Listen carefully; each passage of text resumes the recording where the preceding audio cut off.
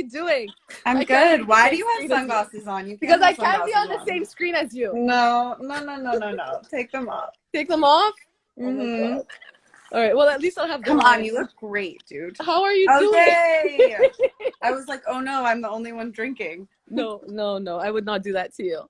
How are you? I'm so excited that you're joining me. Oh my God, me too. You know how many people saw your post and like my girlfriends were like, wait, you're going on Shireen's? Like, she's my favorite dermatologist, blah, blah, blah. I was really Are you kidding? Yeah, no, I was like, you're damn, going on that famous. show. Are you nuts?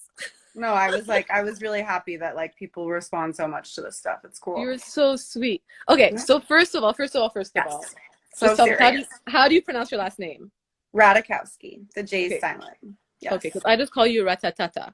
Yeah, that's also totally acceptable. That's like, cool. Guess what? It's like whoever wants to call me whatever can call them. Like there's no rules. Okay, I love it. And then I know who you are. A bunch of people know who you are. But for the people like in the back, like my sister, who's basically had 3 kids in the past decade, who doesn't know anything. I'm impressed.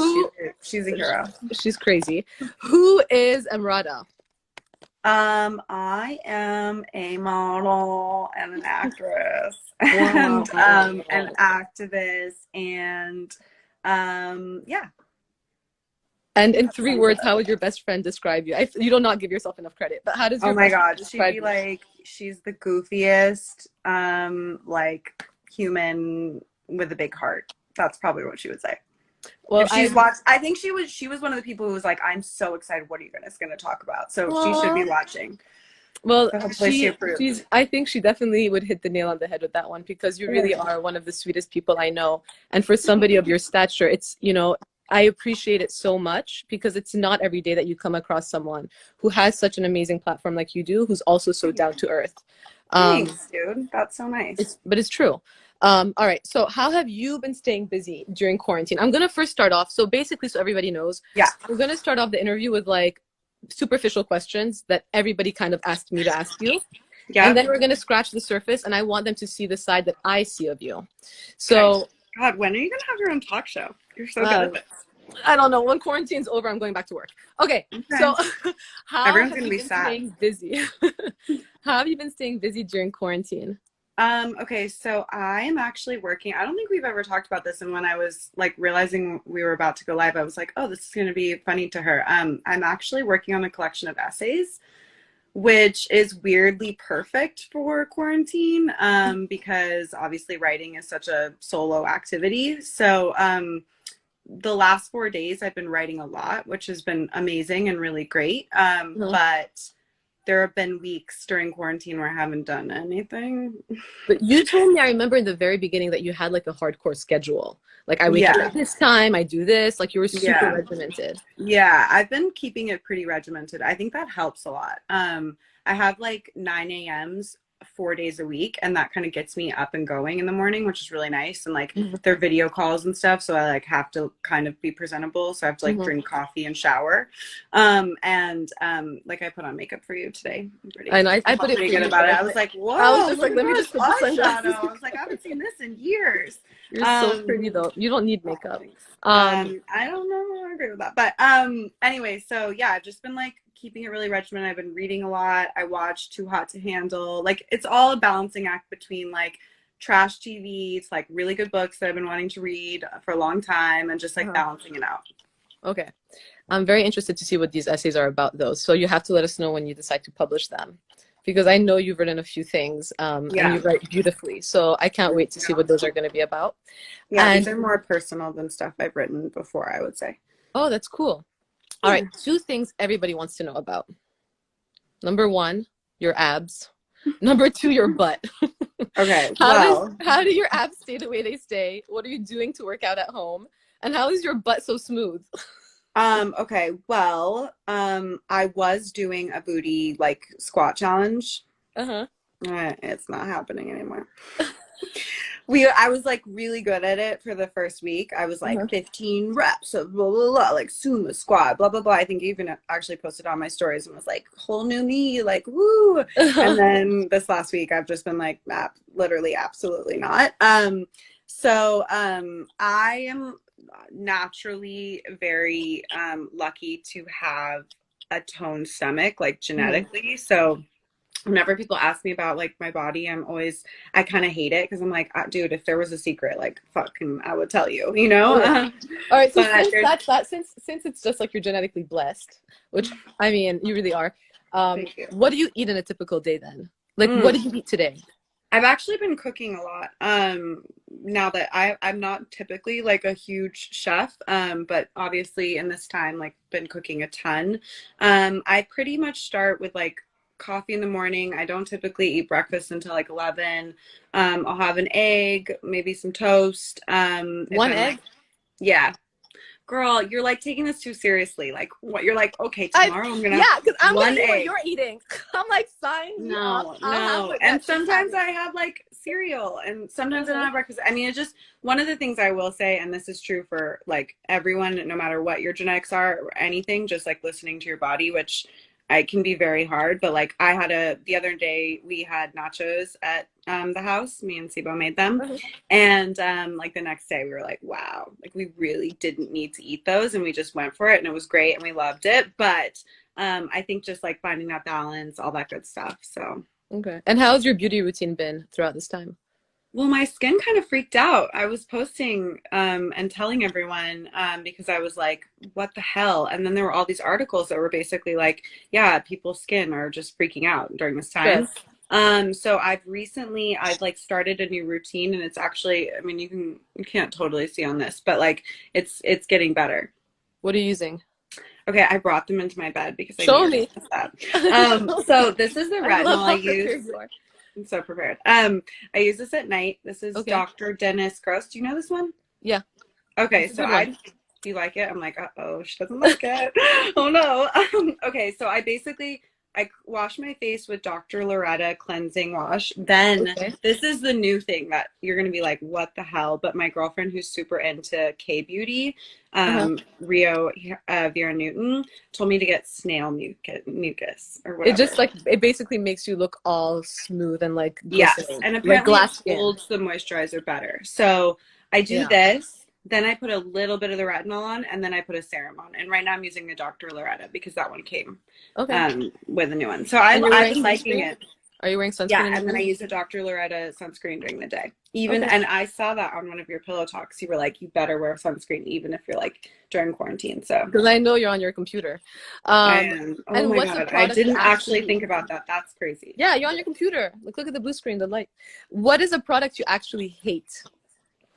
Um, God, I don't like toner. I agree. It's like useless. Yeah, I don't think my skin does well with toner. Like, I don't need it. Like, It I dries need out. moisture, Yeah, you yeah. know, I'm and with you. toner doesn't do that for me. So I've never really understood. I know people swear by toner, and if somebody has a toner that they love, like, convince me, but I haven't met a toner I've loved. Okay. I like that. All right. Now, give me the dirt. What is a procedure or a product or something that everybody in your Hollywood shishi land is doing on the DL but that they're not talking about? Because we know shit is going down, but no Yes. one's talking about it. So what's No something one that is you've talking about heard? it. So I have to be totally honest, like people don't really talk, like even my friends in the community do not talk, even when I know like They stuff is don't say going down. anything. Like certain people who are clearly No, transformed because the they're 180. so worried about it. They're so worried about it. The thing that like I think you do that I've seen, like I mean, I don't know. I'm like everybody else. I love the before and afters. There's the string, Uh-huh. and that I feel like people are really like, woo, Into. wilding out. Okay, we'll talk about the strings on another pillow talk, but Okay. interesting. And then also, the other Uh-huh. thing, and I'm not gonna remember this, but it's like you take the fat from your back and your arms and you put it in your butt. Oh, like a fat transfer, you mean? I'm not good at this, but Okay. I think that that's a thing that's been happening. I believe it. Okay, so now that we've gotten all the beauty questions out of the way, I want to Okay. scratch the surface. So tell me, where did you grow up? Like your childhood? How did you get to where you are right now? How did you get to your start? Okay, well, let me give you an abbreviated version Yeah. of my life story, real quick. I was born in London to American parents. I grew up in San Diego, California. My dad's a painter, my mom's a writer, so I spent a lot of our like summers traveling. They're like kind of hippie people. Like we went to Europe a lot, not rich, but just like that was like the thing. We'd get like you know, tickets to Europe and go to Mallorca and Ireland. They're two favorite places. They still go there to this day. So I had a lot of time in Europe growing up. I fell in love with theater when I was a kid. I was like totally a theater nerd. Like in, a like, Broadway nerd, like a like no, I was never. I'm not a good singer. I mean, I like to think that I'm a good singer. or And like jazz hands. my husband's like hyping me up on quarantine because I've just, you know how like when you're bored you just sing out of nowhere. Oh my Well, God, that's been I bought a happening a lot. microphone. Yeah, An it's amplifying crazy. mic. Do you have that? No, I want to get a karaoke set. I really think this would be very fun. Oh my God. If you would stay 5 minutes, I would run down and bring you my microphone. I should have brought it up. Wait, I are have you a good at microphone singing? that amplifies your voice and connects via Bluetooth to your phone. And so the music plays to the mic. This is a dream. Text me your address. I'm going to send you one as a gift. It's Literally, like this is crazy. My daughter's just like, text me shut a up. link and I'll order it. That sounds amazing. Okay, I'll send you the link. But my daughter. No, but I was not. I'm not good at singing. Even though Yeah. I want a microphone, I'm not good at singing. Wait, okay, sorry. So I completely interrupted you. So then you were a Broadway please. kid. I want it to be a convo. So yeah, so then was into theater. People were like, "Oh, she should model." And being close to LA, I was in San Diego, it's only 2 hours away. Eventually, my mom was like, "Oh, should we go get an acting agent?" So I did that. I went into the acting agency. I like did a little monologue, auditioned. They signed me, and then they were like, "You should go see Ford Models." And I signed with Ford. I worked all throughout high school. It was an incredible way to make money. I paid for my first year of college at UCLA with my modeling money. And then my career, it was right after the economy crashed, actually. I graduated in 2009 and I was majoring in art at UCLA. Okay. And I was like, and you were like, what am I going to do?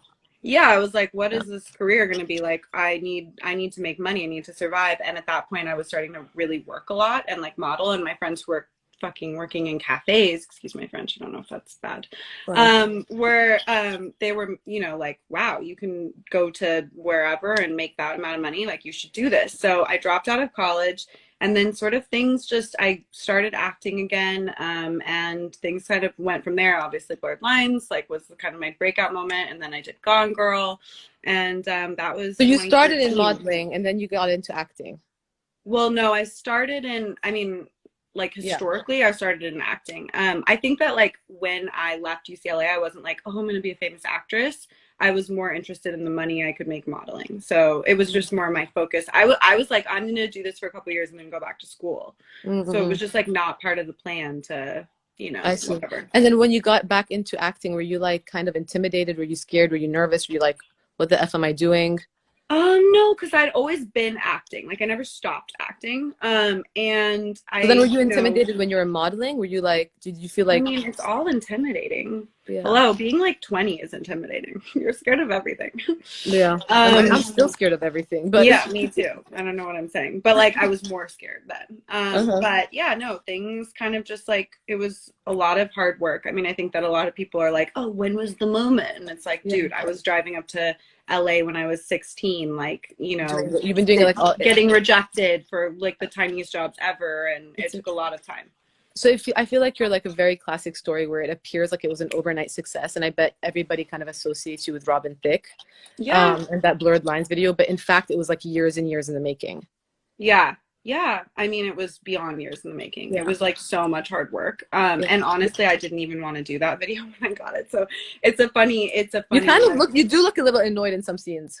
Like now that I know. No, that was intentional though. Oh, it was? I was like, yeah. The director is actually like, still a friend of mine, Diane Martel, and she's amazing and so cool. She did all the Miley Cyrus like tour, like creative direction. Shout out Diane if you're watching. And it was a female DP who actually shoots for Anna Murata now. So it was all women who shot it, which is cool. That's cool. Okay, so that leads me to my next thing. So not only were you a successful model, then a successful actress, and that's like the dream for like a bajillion people out there, especially in Hollywood. But now you're also a badass business owner. So for people who don't know, Emily has a brand called Enamorada, which makes beautiful clothes and beautiful, basically swimwear. Really pretty, really sexy, and she's really knocked it out of the park. When did you start it? I started it 2.5 years ago. What made you decide to say, I'm changing courses and I want to start my own business? I mean, for me, it didn't really feel like Emrata. I mean, like you're on your personal account right now, but you have a brand. Like, and so for me, I had been already thinking of myself as a brand sort of since day one. Mm-hmm. And then obviously doing like Instagram promotional stuff. I like did some licensing deals. Like I like designed a purse with a company and like that kind of stuff. And I was like, wow, these things are selling really well and I'm getting a tiny percentage and these companies are getting a crazy amount and I'm like doing all the work. Mm-hmm. And also growing up in San Diego, like I'm a bikini girl. Like I love bathing suits. I always had, that was like if I got extra money, I would go and buy an extra, like a new bathing suit. Like that was always my thing. So it was just a very natural sort of jump for me. And yeah, I started it with 6 swimsuits. We had only 6 for a year. And then we expanded into lingerie, and now we've gone into ready to wear. My Oh, best wow. friend is my business partner, which is really cool, Okay. who actually I went to the same high school with. She lives in New York. She has a fashion merchandising background. And yeah, it's like just us two. So That's like it's just my been really dream. cool. Like, I think for me, it's been about like having control over like designing something. Like even as an actress, as a model, you don't have control, you're like a part of someone else's vision. So that's been like the best part. And then also seeing my clothes on girls is just so, and women, it's amazing. Like I bet it's like almost like painting. Like when you paint or you draw something, the fact that when you see it and everyone else can appreciate it, you're like, Yeah, it's yeah. just fun. It's just so much like creative direction is so fun. Like I love it. What was the biggest obstacle, do you think, when you were trying to get it off the ground?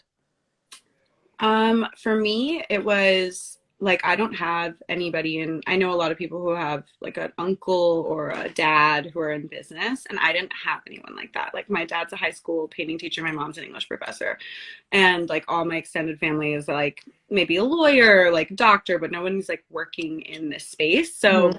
having someone that I could really like kind of, I had to trust my gut, and I didn't have someone who I could call and be like, what do I do next?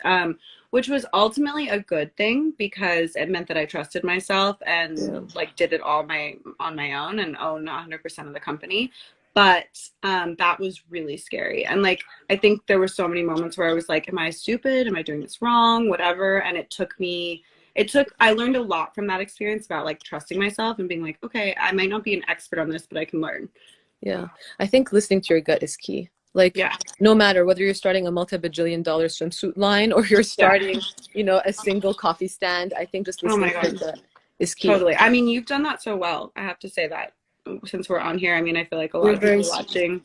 No, but it's true. I mean, like, it's so easy to listen to what other people tell you, but like, you have been really good about like being yourself and sharing that with people. And that can be really scary. So, It is scary. I mean, I can't even imagine. My platform is nothing compared to yours, but it is no, the scary. platform's a platform. I Yeah, mean, the numbers are so abstract, right? Like right yeah. now, it's just like how many people are watching. I'm like, I can't even, I like, can't my even mind can't even like grasp it. imagine. Yeah. No, I'm with you. So when going back to your brand, I mean, if you just looked at your website right now and you went in amarada.com, Hmm. INA, by the way, guys, um, it looks like you're just making sexy clothing for women. But I know you for a few years, and I know that there's a much bigger message and mission behind your brand itself. And do you think that's right to say? Yeah, totally. I mean, I'm pretty proud of like especially in the last year, the kind of direction we've taken. We've kind of introduced a new logo and just, even the brand Inamorata means to be a muse. And so the idea is that you're your own muse. I love And these that. are like, this is about women enjoying themselves, all different kinds of bodies. And like, we've had such an amazing, like, actually during COVID, this has been obviously a scary time to run a Mhm. clothing business, like very weird. Obviously, we're direct to consumer, that gives us an advantage. But what's been really amazing to see is the community of women that wear our clothes. Like Mhm. that's been so amazing to see that. So yeah, it's really about I don't like using the word empowerment because it gets overused. Mhm. But I think it's about like making yourself feel good and buying things for yourself rather than for the world, I like that. which is important to me. Very in line with like feminism kind of ideals. What do you think like feminism means to you in that sense then? Feminism. I'm like basically trying to write a book about that, girl. Okay, fine. We'll I can't just sum that up. Okay, it's a bigger but topic. it's a great question. Topic. I mean, to me, it's about finding women finding power in whatever way they can. Because I feel like you've done that. Sorry to interrupt. Thank Because you. I was waiting for you to say that, because I feel like you specifically have really taken ownership of your body, especially being in a industry where they project the image that they want onto you. And you've done it in such a way where you're like, if I want to show my chest, I want to show my boobs, and if I don't want to show it, I'm not going to show it. I think for me it was about taking, as like what we were just talking about, why I started Namrata was about control and like having control over my image and having control over like everything. And I think that, you know, when I was 19, 20, that wasn't a part of my life as much. And I'm happy that now, you know, I'm 28 and like I feel like that's been a huge part of my journey, and it makes me happy, it makes me feel better, and I want young women to also have that experience of taking back control and power if they can. And you don't Photoshop any of your images? No, I mean, if you go on our website, like you can see we have all, like you can see everything, and like obviously we want our girls looking their best and like the lighting's beautiful and everything, but yeah, we don't like Photoshop. Okay. I mean, I could honestly see somebody like a hater being like, but why the hell would you Photoshop Amrata? She's perfect. She's like a unicorn. She's objectively beautiful. But, and people might assume that you've never actually had confidence or body image issues. But I think I've read that as a kid, you kind of struggled with that a tiny bit.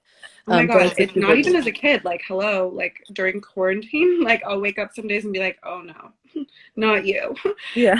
I mean, I think that just like the whole idea of like, oh, anybody being perfect or anyone like not having body image issues is just crazy. I don't know. I mean, I've been lucky enough to know some of the most beautiful women in the world, and like they can also be the most insecure.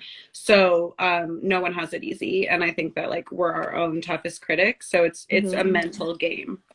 And what's your advice for people to overcome that? Like, how do you just be nice to yourself? Like literally give yourself breaks. I mean, I think that, I don't know, one way that really helped me is the way that I love and support my girlfriends, like, and like try to hype them up when they're like in their bathing suits or whatever. I was like, why don't I do that to myself? And I think trying to do that mentally, like that's a little shortcut to do that sometimes. Or get arrested with your girlfriends. Like the time you got arrested. Tell me about the time you got arrested when you were protesting. Hold on, I'm going to show you guys a screenshot. You can keep talking. You keep talking. I'll show them. Oh my God, yes. So Amy, I did a movie with Amy called I Feel Pretty. She's just always been like, she's definitely one of those people who reaches out and supports other women, just always. And she was like that with me, and we did this movie together, and she knows how politically active I am, and was like, hey, want to go get arrested with me tomorrow? And I was like, yeah, girl. And, that was it? Like that was literally, I'm not kidding you, that was the text message. I was like, cool, see you there. Yeah, so I took a train down with my girlfriend Kat, who you've met, and we went there to be arrested. I think some people were like, wait, why? Like, what? How did that happen? But that's basically how a lot of protest works. Obviously, being arrested, like, that gets you more exposure to the conversation, brings more light to the issue. And yeah, it was a pretty, like, I don't know how much time you've spent in DC, but like it's a little bit of a weird place. I actually, right before I went live with you, I was watching AOC, and I was like, God, it's so crazy that she like works in that place, because it is not a space where there's a lot of women, not a lot of women of color. And it was really interesting to be arrested there, but I'm really, really proud of that moment. And like, I hope I have more opportunities to do stuff like that political action. No, I love that. So your life leading up to where it is today, and like everything that you've done, you know, going from like being a very sexy underdog in a sense to now being super accomplished. And I'm sure you have so much more to come. Sexy underdog. I'm gonna put that in my bio. You are a sexy underdog. You were a sexy underdog. I was like, yeah, I mean, you're just like, I'm sure people like, she's just a pretty face, you know? Do you feel people take you more seriously now? I think it's like a journey. I think that one of the things that I've learned is not to worry so much about how people see me, and just continue to do what I do. So, you know, to me, there is no issue with promoting my bathing suit line or taking a sexy photo when I'm feeling myself and then getting arrested because of a political thing or endorsing Bernie Sanders. So like, the fact that people have issues with that, I just don't care anymore. I love that. And that's the difference. I love it. You know, it's like how to live your life without giving a fuck. Okay, Yeah. rapid random fire or random rapid fire. Ready. Okay, favorite place you've ever visited? Japan. Okay, Tokyo. Where do you buy your underwear?